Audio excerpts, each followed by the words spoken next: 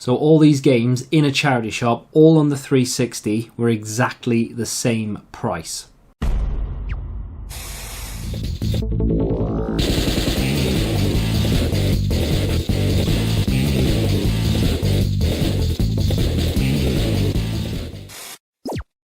What is going on, guys? Welcome back to the free trading game collection challenge, the series where I look to build a video game collection. I wouldn't say of my childhood dreams, but it's definitely something that I've always wanted to do for absolutely nothing. We're not spending any money on this collection. If you want to know how we've managed to do it so far, there is a playlist that you can go back and check out. If you want a quick rundown of how we managed to pick up all of this stuff for free, essentially what I do is I go out to charity shops, boot sales, even online, pick up bundles of games, or console bundles, or just consoles, or whatever it may be, anything video game related we can find that we can maybe squeeze a profit out of. Or if there's a bundle of things that maybe we want some of it, we want to sell another part of it, we'll sell it on, we'll make the money back. In some cases we make a profit. Whatever's left we either keep or we take into a store and we trade in, and we get the games that we actually want to put on the shelf. We had a bit of a purge a few episodes ago, and I went to a shop or a store called Insane Games. Managed to pick up quite a lot of stuff there, some really nice items that I wanted for the collection, and some things I didn't want in the collection anymore has now gone. I have given an update to the collection, but what I haven't done is given an update to the value of the collection, because now that we've gone through and purged some stuff, it's going to skew the figures a little bit. So not in today's episode, but maybe in the next one, I will do almost a dedicated video to going through and go in and have a look to see how much the collection is actually worth. Maybe we'll break it down as well, like the PS4 collection is worth this much, it's worth that much, it trades in for this, etc. and so on. So we'll do that in the next episode. In today's episode though, we go around some charity shops and I actually find some things that I want to pick up. If you do go on to enjoy this video, please consider hitting the like button. It really does help me and the video and indeed the channel out a lot. And of course, if you do enjoy this kind of type of thing and you want to see more of it, if you can consider subscribing, that would be fantastic. There aren't that many people who watch these videos who are actually subscribed, so if we can make that happen, that would be great. Now, without any further ado, let's get into that footage. These aren't necessarily in order, but this is a local charity shop, and they price video games very highly. I would almost never buy anything from them unless it was like a rare title that they just didn't really know anything about. But these games are anywhere between £3 and £5, and they're not great games at all. I mean, Battlefield 1 on the PS3 you could pick up for like 12 pence. And then you've got stores that do this. So this is a 2-disc game, and they have 1 disc. It's complete, it was in good condition, but it was just the install disc, and they still wanted like £2 or £3 for it. Then a plush, which is not something that I show that often, but I've showed them recently, and that Rizzo, by the way, has now sold. Which was quite nice. This, is it from Among Us? I'm not quite sure. I decided to leave it even though it did have a little bit of value. And then this store, which I normally pick up games in, to be fair, they normally have a lot of sealed stuff. They don't have anything sealed, unfortunately, and they will bang on with their values. That Sims expansion is worth about £10, so after fees it wasn't really worth me picking it up.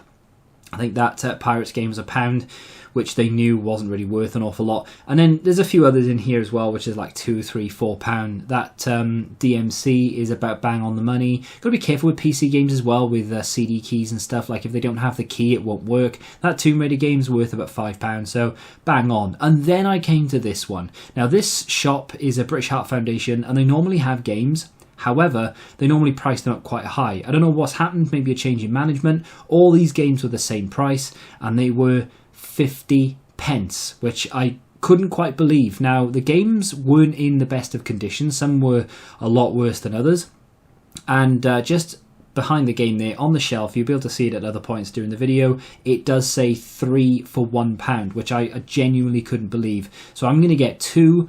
Buy two, get one free, which I thought was insane. Now, they are only 360 games, none of them have any tremendous value, but to find video games in a charity shop in the first place is quite rare, but to find them at only 50 pence each is incredible. So, and for me in particular as well, because I never find things in charity shops, like video game wise. I find things to sell, but I never find video game related things. So it was like overpriced games. I think I've only ever found like one console in, or maybe two consoles in a charity shop before, and then the games are normally really overpriced. Some of these games are little gems that I wouldn't mind keeping in the collection. Others will go into like a trade pile. I don't know if I've mentioned this before, I used to work in a video game store, so I know what a disc cleaner will be able to tackle and what it won't. Obviously I can't tell you for definite whether these games will or won't work, but some of them, and they do look worse in person than they do on camera. Some of them are worse than others. Like that one's just got a sticky mark, a few scratches sure, but a sticky mark we can deal with. When they've got really bad deep scratches, which some of them have, like this one in particular was terrible, which was a big shame. Not that I know how much it was actually worth, but that was really bad. And you can see a lot of scratches shining and reflecting away, but some of them are really deep, and I know that a disc cleaner would not be able to tackle it. That one had some scratches, sure, but it was definitely salvageable. I'm using my wife as a shelf. Then another GTA. Now, this one did have both discs. It didn't have the manual, but they were quite bad. I wouldn't say that they were horrendous. Maybe I could have salvaged it, but it would it would definitely have needed a disc clean. Some of these, like I said, are going to go into the collection. Others will go into a pile for me to take in to Insane Games. And they were like, just realised it said 3 for 1. I was so excited that I actually found games for 50 pence. I didn't even notice the sign. There was some older PS2 stuff on the bottom. They were really bad condition, and they were mainly sports titles. So I didn't end up picking them up, and I just went for the 360 stuff. We talked about Dead Space the other day, and I thought it was quite ironic that I saw Dead Space. It is only Dead Space 2, not the original. I was looking to see whether some of these were going to be salvageable, because like I said, some of the scratches were really bad. That one I decide is worthy. And then Sleeping Dogs, it is classics, unfortunately, but it's a very, very good game. I'm pretty sure they remade it though. So anything that's been remade that I can get that is the exact same game, but will run better, look better, maybe something that's been remastered or something, I'm up for it. And I'm thinking, I've picked this up before, this is actually a second one, and that is even worse. So unfortunately, I have to put that back. Not that I really want to keep a GTA on the 360, but it's going to have a little bit more value than your average game. I do actually go through all of these, and I know a lot of people might be thinking, well, why didn't you just buy them all? Just pick them all up and take them home and then go through them there. Yeah, that would have maybe made sense, but honestly, some of these were so bad, like that Bioshock there was really, really bad, to the point where I would have just been left with it. I would have been stuck with it. Regardless of how many times you run it through a disc cleaner, you could probably put a game through twice before you start to risk the integrity of the disc.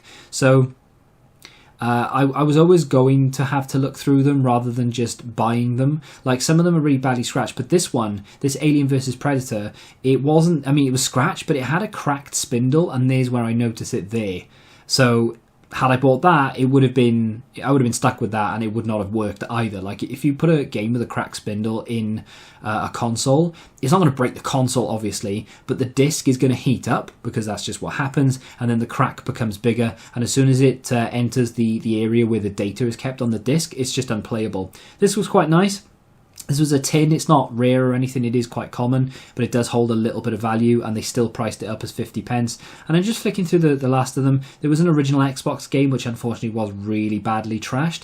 But let's quickly go back to the game room and have a little look to see what games we picked up.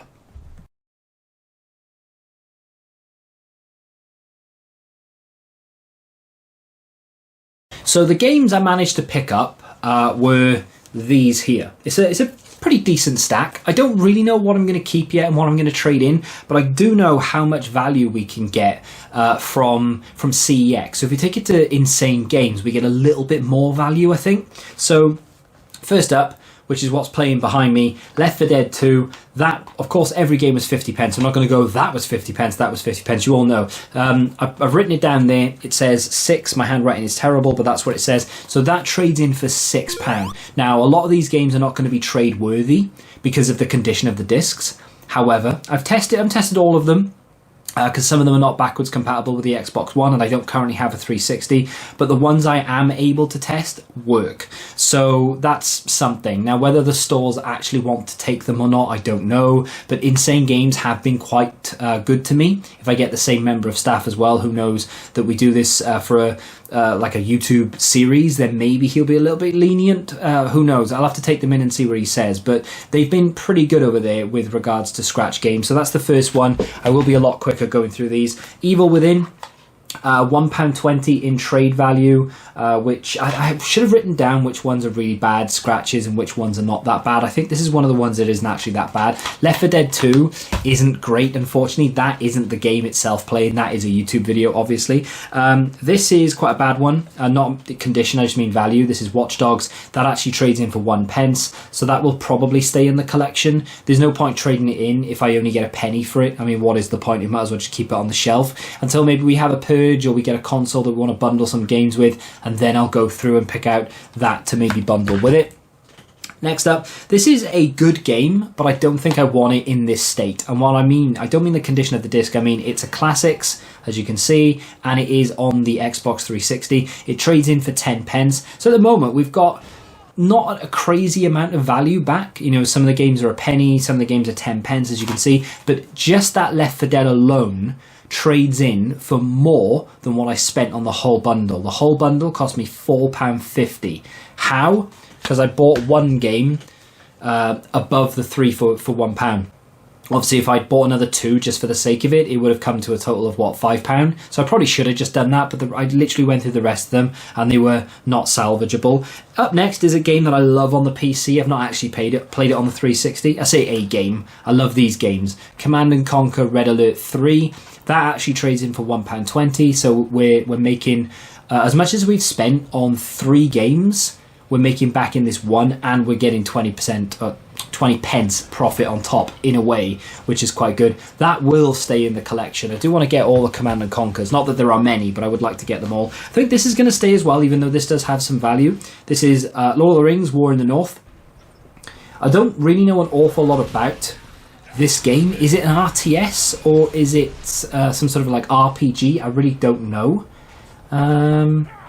Doesn't really say on the back what it actually is either. Oh, here we go. I just say RPG. So there we go. It's an RPG. Definitely worth keeping then. I like RTSs like Command & Conquer, which is like top-down strategy. But yeah, a Lord of the Rings RPG game could be quite fun. I have played the Conquest game, which unfortunately was too badly scratched to take, but that, even though it does have some value, I think may stay. It does have some scratches on it as well, actually, unfortunately. Dungeon Siege 3, I don't know anything about this either. That is a 1p game. Some of these you've got to be very careful with, because they could be like online only kind of thing. If the servers are shut down, it's just a disc, and it's almost like an AOL internet disc at this point. It's pointless. I don't really know anything about Dungeon Siege 3, so let me know what you think of that and what it is. Again, looking on the back, it doesn't really tell me what it is. It does say join online and co-op, local co-op. So if it says local co-op, then I don't know. This was like a bit of a change up for the Prince of Persia series. So this is Prince of Persia. It's just Prince of Persia. It's not anything. There's no like subtitle to that at all. They changed the art style of the game. I played it a little bit for achievements. I couldn't really get into it at the time, but my tastes have changed quite a lot. So I think I probably will keep that one. Moving on to one that we definitely will keep. This trades in for 80p, which I thought was quite weird. This is Dead Space 2. It does have some scratches, but it has the manual and it has the second disc, which is always nice to see. So there we go. We just need the first and third now. I think they've just announced a new one as well. And then we have this. Now, this was the one that I bought in addition to the rest of them. It doesn't trade in, I don't think. Or maybe it trades in for £1, thinking about it, because I've got a line on it. It's Final Fantasy, I don't know, 13-2. I don't really know what the whole Final Fantasy thing is. I've never been into Final Fantasy. I don't think I ever will. So I've bought that to trade. It'll give me an extra 50 pence. If I take it into Insane Games, they may give me maybe an extra 50 pence on top of that again. So if I can get £1.50, it'll pay for 3-4 of the games that we've bought today. That was my thought process. Moving on to a game that I absolutely loved. This was groundbreaking when it came out, and it gets forgotten about an awful lot as well. And it's not exciting. It trades in for a penny. It is Battlefield Bad Company. This was one of my favourite games of that era. Destructible environments. There we go. First person shooter, just a lot of fun. I don't think it was very good for achievements though, to be fair. I think it was quite difficult with certain games, certain achievements, but I did have a lot of fun playing that one, so that's definitely staying in the collection. Moving on to again, a game I want to keep, but not in the state of the case, I guess. Or maybe I could make an exception for Xbox 360 stuff. This trades in for £1.20, is Fight Night Round 4. My favourite Fight Night is obviously Champion. I played the game a lot, and to be fair, even today, it is still the best boxing game ever.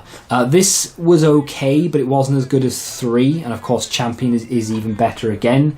You've got that new one coming out, which has changed name recently. It was like ESBN or something. It's now Undisputed, which looks pretty good.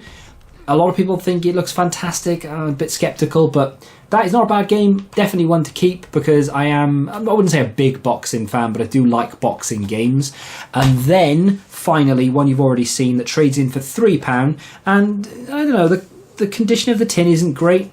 It is BioShock.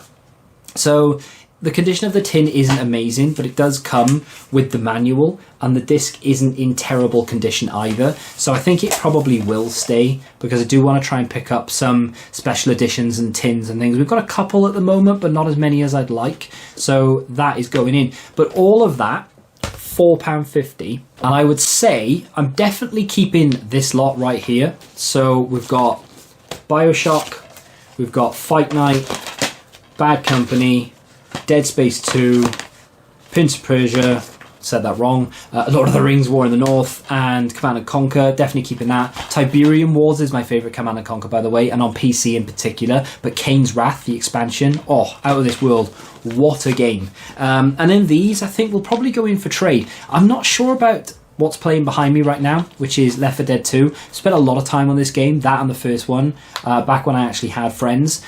We used to play that a lot. And I didn't misspeak, by the way. I did actually say when I had friends, because I don't. So Left 4 Dead 2, really, really good game. Got some good memories of playing it. Really, really enjoyable. But I don't think I'd ever go back and play it again by myself. Maybe I would, maybe I wouldn't. More of a Dead Island kind of person when it comes to zombie survival in that respect. Although Original DayZ on Armour, that is probably the best zombie survival game I've ever played.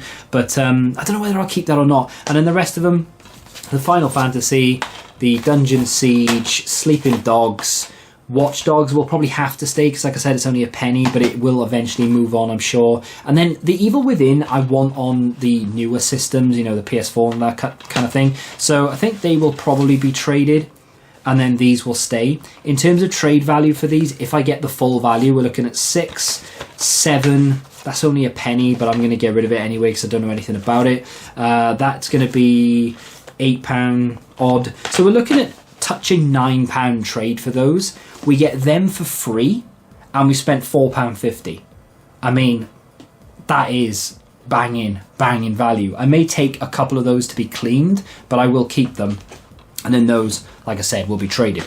And that is today's pickups. Unfortunately, there were no, like I said, there were a couple of PS2 games on the bottom shelves which were really badly trashed, and a lot of them were like FIFA. There was a rugby in there, maybe an F1, nothing good and worth showing or even picking up, unfortunately. And there were no other stuff either, no PS4, Xbox One or anything like that, which is a big shame.